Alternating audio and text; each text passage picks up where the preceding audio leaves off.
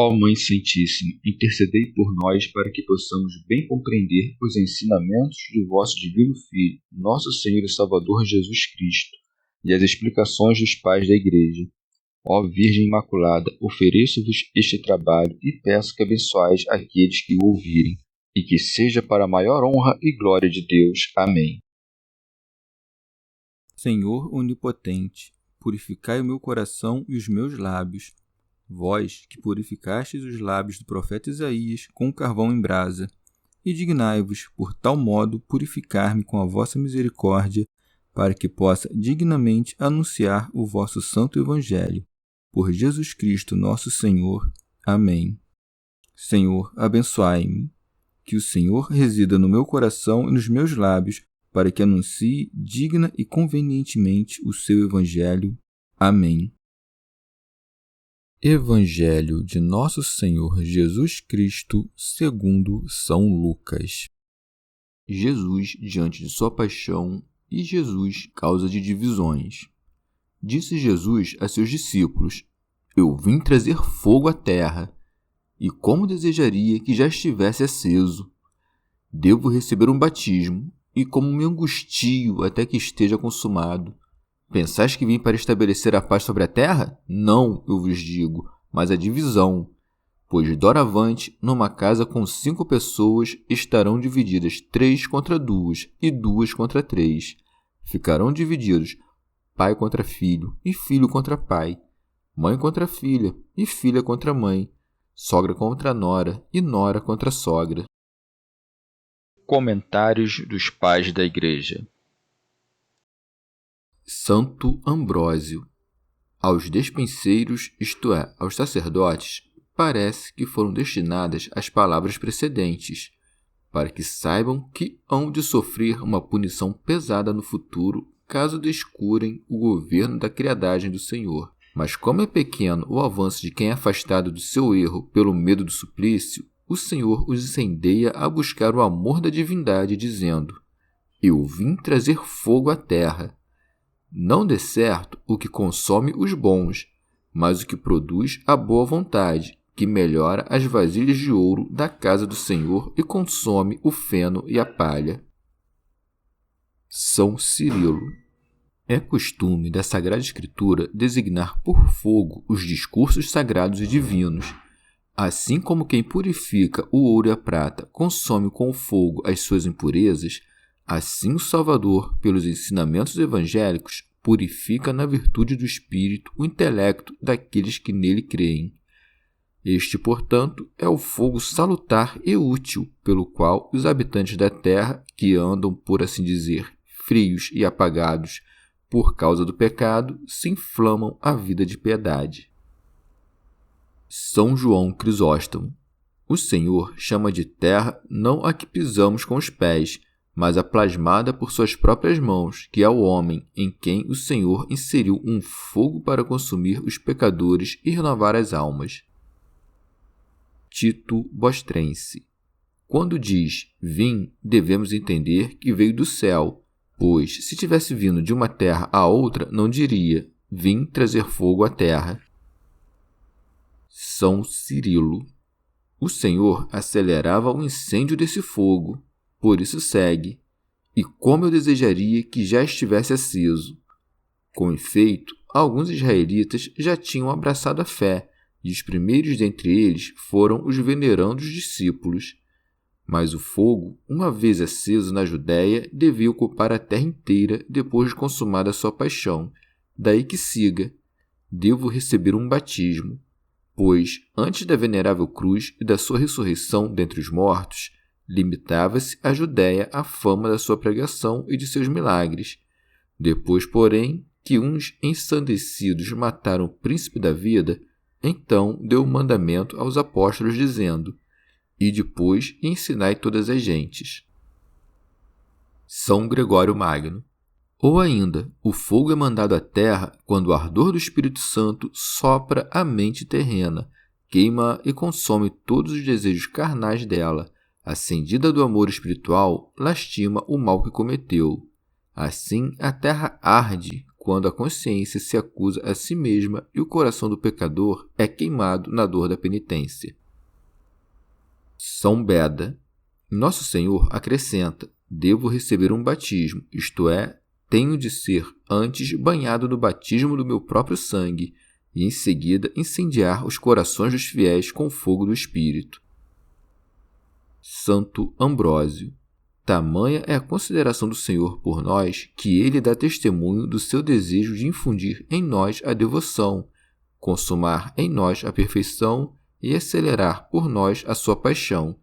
Daí que siga: e como me angustio até que esteja consumado.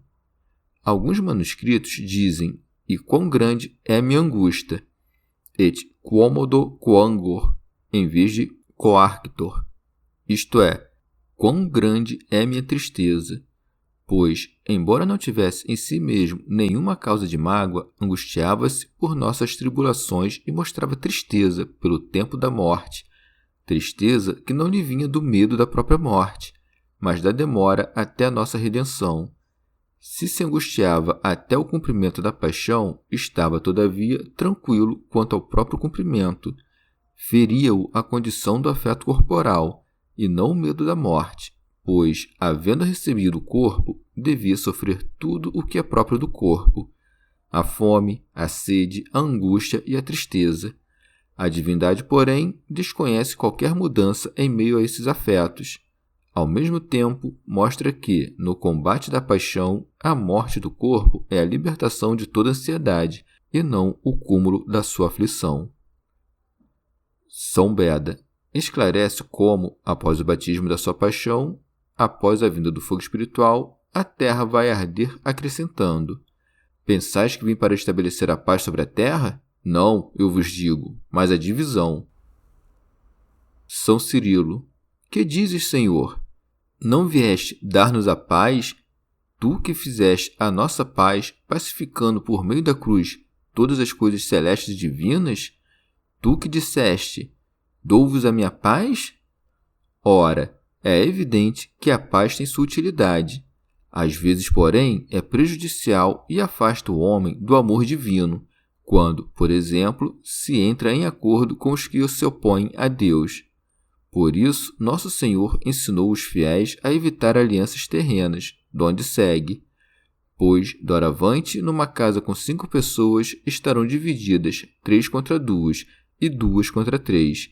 Ficarão divididos pai contra filho e filho contra o pai, mãe contra filha e filha contra mãe, sogra contra nora e nora contra sogra. Santo Ambrósio.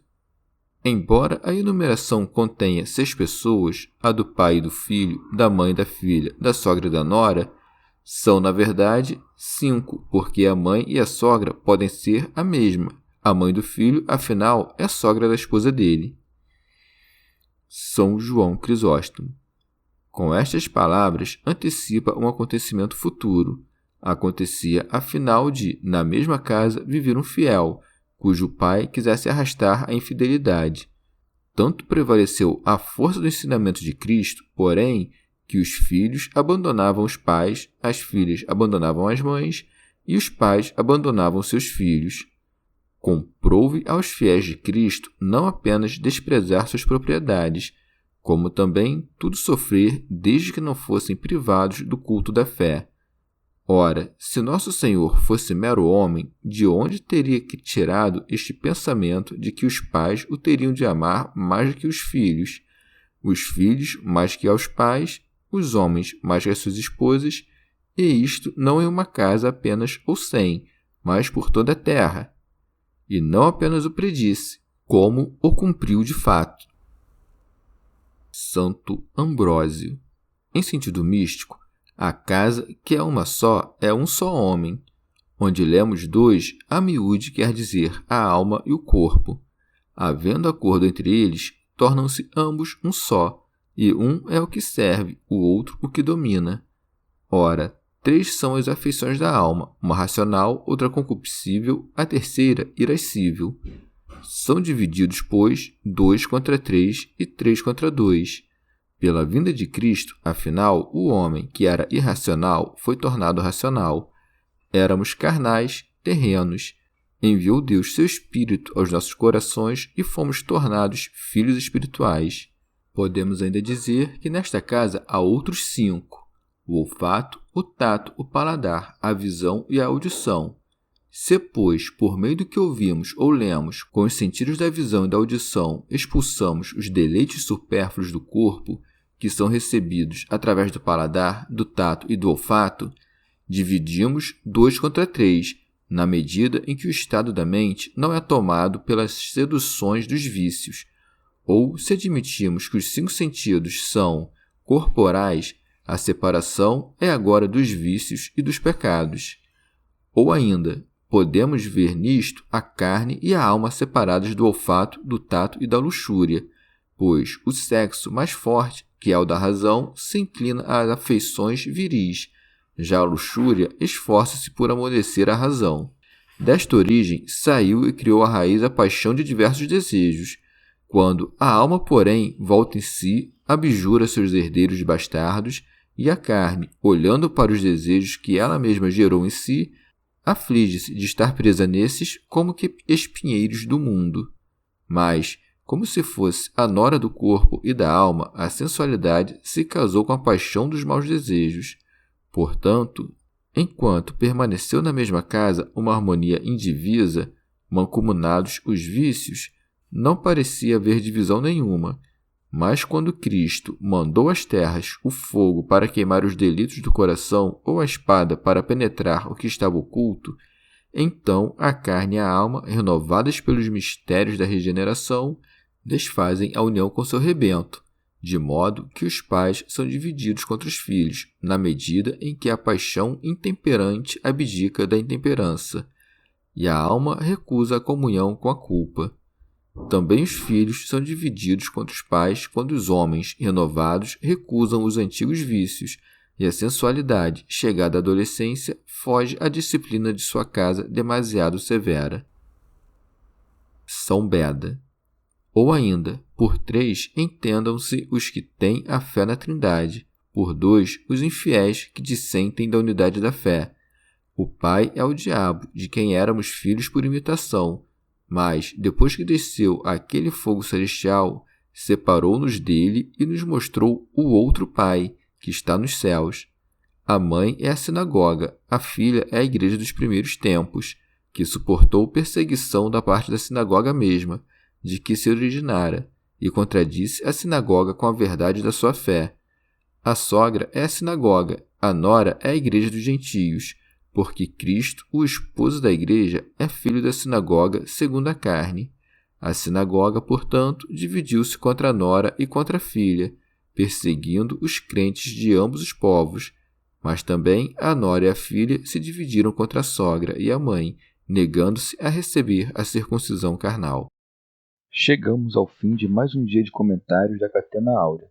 Muito obrigado por ficarem até aqui, que Nossa Senhora derrame suas graças sobre nós, e até amanhã.